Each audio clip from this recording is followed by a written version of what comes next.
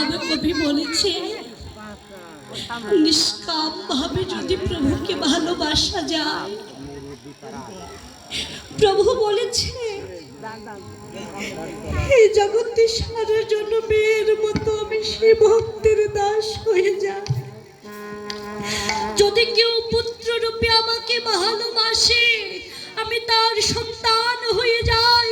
যদি কেউ আমাকে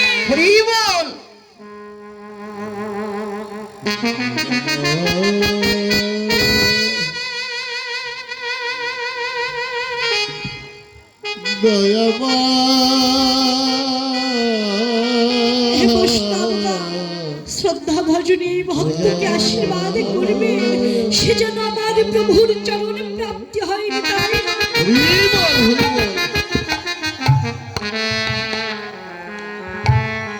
প্রভু বলেছে যে আমাকে সন্তান রূপে ভালোবাসে, আমি তার পুত্র হয়ে যাই। যদি কেউ আমাকে মিত্র রূপে ভালোবাসে, আমি তার বন্ধু হয়ে যাই। যদি কেউ আমাকে নিজের সখা করে ভালোবাসে, তার জন্মের মতো সখা হয়ে যায় রে।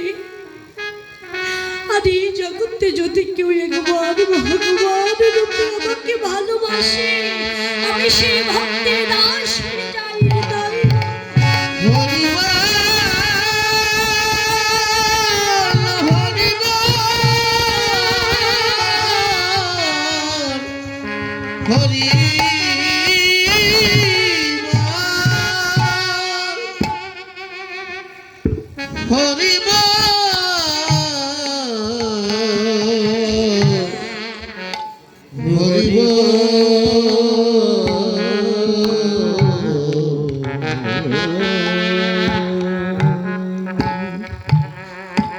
এই জগতে বাবা শ্রীমদ ভাগবত গীতায় বললেন, ইয়া যাইব কেবলা কর্মদা কর্মদস্তৈব কেবলা কোটি কর্ম করিব।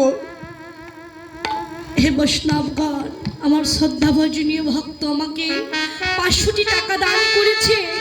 জানি না কোন বাচ্চা নিয়ে দান করেছে, তথাপি যে বাচ্চা নিয়ে দান করুক না কেন, আমার ভগবান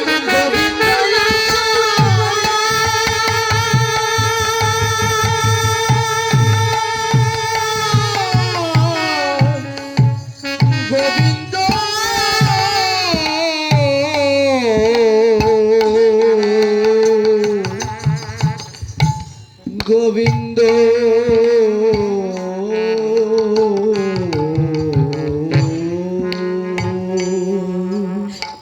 তাই আজ বৈষ্ণব কবি বলেছে,